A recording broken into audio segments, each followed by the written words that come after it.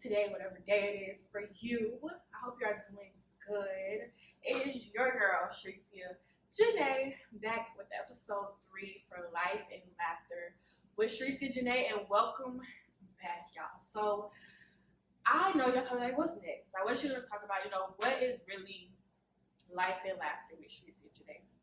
And I really want it to be, first of all, it's going to be my testimony and my story, but also just a beacon of light and a beacon of hope for everybody that watches, right? So I'm really going to just be talking about life, getting through life, things that I've learned on my journey, things that I'm going to share with y'all on my journey that I feel like can be so beneficial and so crucial for your lives as well. And just truly just tapping into everything, every journey. And I want y'all to join it with me, and hopefully watching my journey and my matriculation through life, you can have your own relatable experiences and hopefully help you get through life as well. So y'all, today we will be tapping into a new topic. So, the last 2 episodes was kind of about releasing fear, freeing yourself, to help yourself take yourself to those to the next level, to the next level. You get what I'm saying? Yeah, you got me. So this episode, we're going to transition a little bit into, I don't know, it's not the start of my journey, but definitely a pivotal part in my journey, and that is going to be college. Let's talk about it, y'all. So everybody has a different journey in life, and I really want my college girlies, all of the people who, listen to the people or listen to society and, go to school, get your degree, go to college or whatever, and do those things. That's what your heart desires. Absolutely do those things. It is an experience. It is education that no one can take from you, an experience that no one can take from me. I actually thoroughly enjoyed my HBCU experience. So I want to talk a little bit about college, but I really want to talk about what life is like after college. The preconceptions, and there's like post-grad depression is a thing. You go to college and you have this expectation, like I'm going into my career and, I know what's next. And for some people, that is true. For some people, depending on what you do, that is true. But for me, that, I had a pretty solid plan, but it wasn't exactly the plan that you would have, that you would want for yourself in different aspects, or just not what you expected in general in life. So I really want to tap into us talking about life after college. What do you do after you get this degree that you worked however long it may have to take you, however long it takes you, you got it done. The degree, the diploma looks the same. So just with your name inscribed in it, period. But what happens after you do those typical 4 years, or what, 4, 6, 7, 8, however many years it takes you? What do you do after you get that piece of paper? So I'm going to tell y'all. So I got my bachelor's of science in health science from Florida Agricultural Mechanical University, and which I told y'all, period. But I got my bachelor's. I went to college right after high school, so I was 17 at the time, and I started my undergraduate career in Tallahassee in the summer of 2017. And, I matriculated through those 4 years, and I did so many different things, and I learned so much about myself and had so many amazing experiences and met so many great people in my journey there.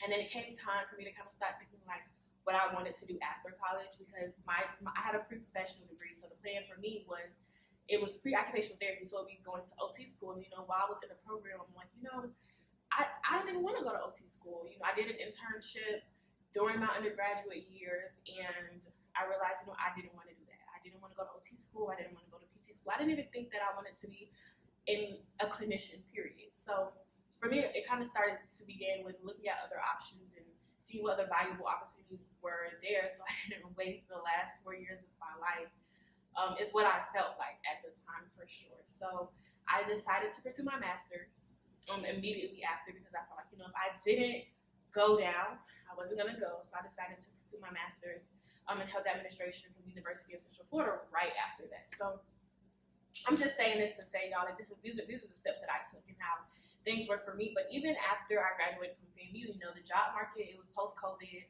so the job market was still questionable. People were still kind of transitioning back into that on-site or hybrid or whatever role or job type that it was. People were kind of in that limbo space. So it was a struggle for me in that space. And then my degree wasn't tailored. So if you are going to school, I definitely recommend y'all, for my high schoolers or whoever, if you're going to college, I will say choose something that either you're super passionate about or choose something that can guarantee success in the best way possible. So, anything kind of related to nursing, or if you want to do a pre-med track and you plan on going to med school, if you want to go to law school, if you want engineering, it's a great opportunity. Try to pick the right major, but make it worth your while. But after college, I was definitely in that post-grad depression. Like, this is not at all what I thought it would be. And I was still transitioning through adulthood. So I will say, luckily, I was blessed enough to not have to jump right into it right after my undergrad career. But I was definitely that. It's like, what am I doing with my life? What do I need to do? What steps do I take? Where do I go? How do I maneuver while trying to also figure out, like, where am I staying? What bills do I want to pay? How far do I want to travel? What job will I be working while I'm pursuing this next level of education? So it was definitely, and I really don't want this video to really go too far into my master's program, so I really want to keep it like right in, that space of post-undergrad. But I definitely will say one thing that helped me is, and I talk about it in everything, is God. Is God definitely helped me get through that space in my life, for sure. I think too, it's easy for us to be so consumed and feeling like we're failing because of social media, and social media will do that too.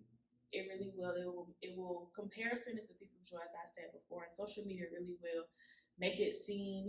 Some people graduate and they have amazing careers. Whatever area they graduated from, and they are blessed to do so. And some people, some of us, we don't have those same. It takes a little bit longer. Post masters, I did get a pretty good opportunity, pretty good opportunities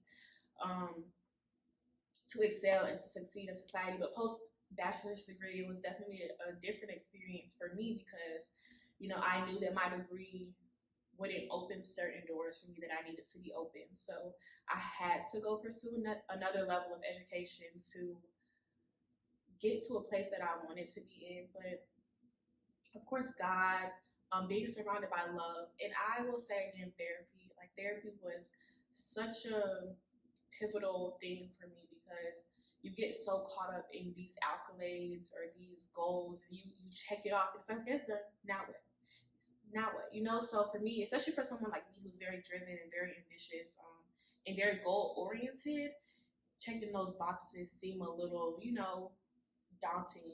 And then once you do it, it's like, okay, now what do I do? And for me, a lot of my goals were educational because of how I was raised. And now, looking back, I'm 24, and those, now I'm like, okay, now what's next in my life? What are these next set of big goals? So it's like starting all over again. It's a starting process all over again. But my postgraduate career, I definitely would say, it was uneasy. It was a transitional period. I was lucky and blessed enough to have a situation that I didn't have the family support that I did. But I definitely will say, stay grounded. Pick a hobby, find a hobby. I started working out a lot during that time period.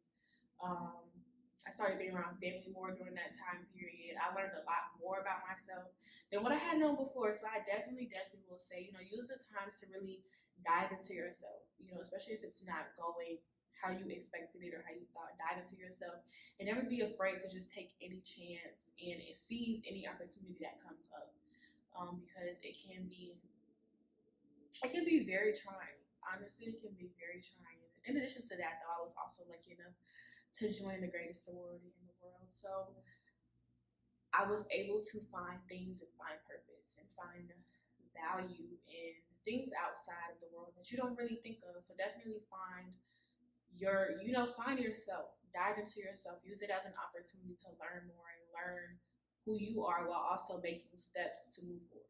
Always keep moving forward, always keep progressing, but know that postgraduate life looks so differently for everybody because of, situations, majors, degrees, the job market, so many different things. So, just be vigilant in that, stay grounded in yourself, and stay just in tune with who you are, and know that, your time is going to come, that everything is going to work out exactly how it's supposed to. Be positive, have a clear and concise mind, have goals, have visions, create goals, create new visions for yourself, and just trust in yourself, trust your process, stay, disciplined and dedicated and committed in whatever you decide to do, and know that, it's okay to fail.